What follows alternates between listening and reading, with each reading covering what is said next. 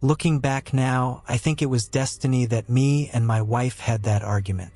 I won't go too in depth, but I will say it wasn't the first time I'd stormed out of the house in a rage. Ever since Matthew went missing, it was either solemn silence or violent outbursts between me and her. He was our son.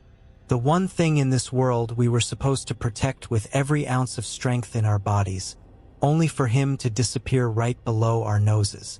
We used to hike as a family, head up to the trails and get away from the city. It was grounding, tantalizing, almost picnicking, taking dips in whatever stream or river we could find, feeling Mother Nature embrace us in her arms. Hell, I still remember the hike we went on the day everything happened. The day our lives crumbled around us. March 16th, 2006. The air was starting to warm up again here in the south. Trees had started blossoming again. The sun felt actually inviting rather than ironic. Matthew was 6 at the time. His mother and I had planned an entire day out for our journey, packing water, soda, sandwiches, and each of our favorite snacks. Things were going smoothly until about a half-mile into the hike. My wife had to use the bathroom, and she made sure that me and Matthew knew it, complaining every 100 steps or so. It got to a breaking point when her complaints began to carry anger within them. "Can you just stop for 1 second?" she snapped, glaring at the two of us. "Whoa there, honey," I replied as gently as possible. "No need to get upset, we'll stop. Here, I'll just stay here with Matt. You go to your business." We stepped a few feet off the trail, and me and Matthew leaned up against a boulder in the forest while his mom went behind a distant tree to do her thing. I noticed that the forest was quieter than usual. Not even a single chirp of a bird. In hindsight, that should have been a dead giveaway. But in the moment, all I could think about was just how beautiful the weather was. Not a single cloud in the sky. Just a bright blue canvas that looked almost too perfect. While we waited, the two of us teased a bit, poking fun at how, even though she had tried to put distance between us, we could still hear the trickle of pee hitting the leaves. We went back and forth until a new sound, the snapping of a twig, choked the laughter in our throats. That's all it took. The brief moment it took for me to turn my head, and he was gone. I thought he was playing a prank at first, hiding behind the rock, waiting to jump out and scare me. I called his name once, twice, 3 times, and was met with that same unnatural silence. As if to taunt me, right on the brink of my panic attack, the forest exploded. Leaves rustling, twigs snapping, and footsteps. Fast ones that erupted through the brush at a breakneck speed. My wife came running back when she heard my shouts, appearing to be panicking herself, even though she didn't even know what had happened yet. It wasn't long before she noticed Matthew's absence, though. They were the first words out of her mouth. "Where's Matthew?" No response. "Honey, where did Matthew go? Did he have to pee too?" I'm crying now. "Donovan, where is our son?" There are few questions that could break a man in half, but this one destroyed me. I didn't know how to answer her. All I could do was stammer through an explanation. He was right here. I looked away for 1 second. I don't know where he went. There are a multitude of things that made my wife blame me for what happened this day, but I think that last sentence is what really drove home her newfound hatred of me. We didn't have time to dwell on that now, though. My wife didn't even wait for the last word to leave my mouth before she was darting off through the woods. The two of us must have searched an entire 5-mile radius before the sun went down, and another 5 before it rose again the next morning. With a search team, there wasn't a single part of that forest that hadn't been searched. And through all that looking, all that we found of my boy was his left sneaker. The laces were untied, and that made my heart shatter in a way that I can't explain. I just pictured him out there, alone and barefoot. It was nothing but emptiness between my wife and I from that day forward.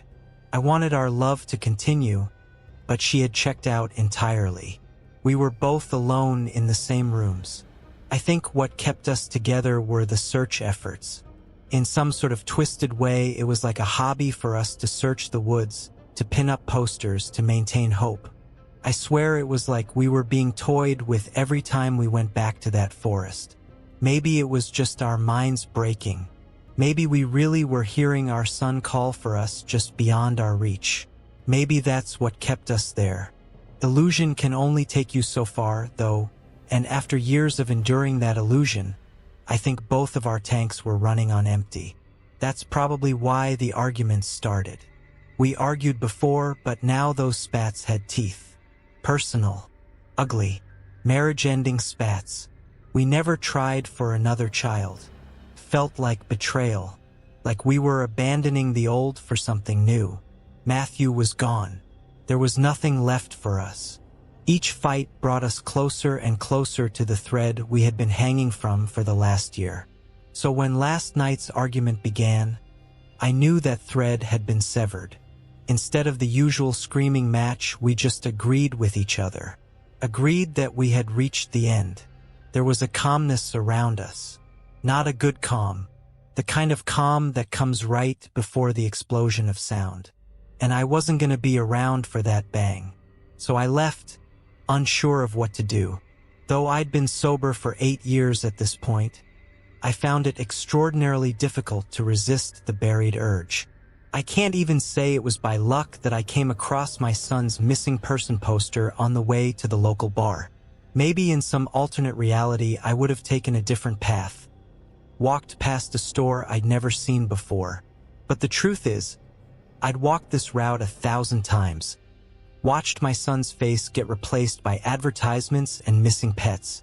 That's the thing, though. It had been covered up, buried beneath years' worth of replacements. I cannot think of a feasible reason as to why it was in that storefront window, looking freshly printed. I stopped walking, freezing in place at the sight. "Have you seen me?" The words felt like a challenge.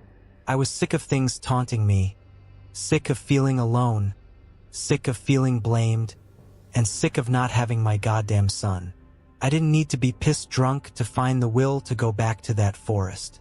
The fire that burned inside me was enough to get me there and push me forward into the trees. I felt swallowed by the tall pines, a feeling that I had become far too familiar with over the last 20 years. My knees ached, my heart raced, I felt tired. I wasn't the man I was the year my son went missing. I was 48 years old at this point. I'd slowed down. Life had beaten a lot out of me, but not everything, and I used that little pinch of energy I had left to put my everything into one final search. With nothing but the flashlight on my phone to guide me, I searched like a madman. It was as though I had rediscovered the same adrenaline and restlessness I had on the day it happened. I didn't even keep track of time. It felt like every second that passed was a second that brought me closer to my sweet Matthew. All I knew was look. Look harder than you have in your life. That's the funniest part or cruelest, depending on how you look at it. I was so entranced that it was by sheer accident that I stumbled upon that rock. That lone boulder in the woods. I could replay the scene in my head perfectly. My wife walking deeper into the woods. Me and Matthew giggling with each other. Up until this point, I figured the forest was silent due to the fact that it was nighttime. But now, I was thinking something else. Something darker. I'd been in these woods thousands of times since he went missing. Never once had it been silent. And now that I was thinking about it, I realized that it wasn't even silent at night. The silence was an omen, calm before a storm, as if to punctuate my thoughts. Once again, the forest erupted with noise. It's a weird feeling when your already racing heart drops into your stomach. I didn't know whether to pass out or start running. What froze me in my tracks, however, is when the sounds of the forest morphed into something. Something foreign to the forest, but deeply familiar to me. It was like his voice surrounded me, encircled me from every corner of the woods. "Daddy, Help me, Daddy. Daddy, I want to go home. Please, Daddy. The voices were off. It was like there was no emotion behind them, just flat pleas. Nevertheless, it had me spinning in circles. And then, just as suddenly as it had started, the voices stopped. The woods fell silent again. The only sound that I could hear was the snapping of a twig behind me. I turned slowly at first, afraid of what my eyes would show me the moment I turned around. However, when I heard my son's voice from directly behind me, it had me breaking my neck to look. "Look at me, Daddy," announced in that same monotone voice, and there he was, my sweet, sweet boy, my beautiful baby Matthew, missing a shoe, smiling at me with that same snaggletooth smile. I scooped him up in my arms. I could finally feel him again, but what I felt didn't feel like how I remembered. There was no warmth in his stiff body. It didn't even feel like he wanted to hug me. His arms lay limply on my back as I squeezed him. I put 20 years of pain and suffering into that hug, and all I could feel was emptiness. "Come back with me, Daddy," Matthew croaked. "I want you to meet my new family." Setting my son back down on the ground, I looked him in his eyes as he spoke to me about this new family. As I did so, I don't know if it's due to the fact that it was dark or if it was just my mind playing tricks on me, but Matthew's eyes looked pitch black. "We've all been waiting so long for you to find us, Daddy. You finally did it. We can all be together now." With a cold, limp hand, my son grabbed me by mine and began tugging me deeper into the forest. With each step, it seemed like a new pair of footsteps joined us, keeping their distance from us as they stomped through the fallen leaves and pine cones. All I could do was follow him. I'd waited 20 years for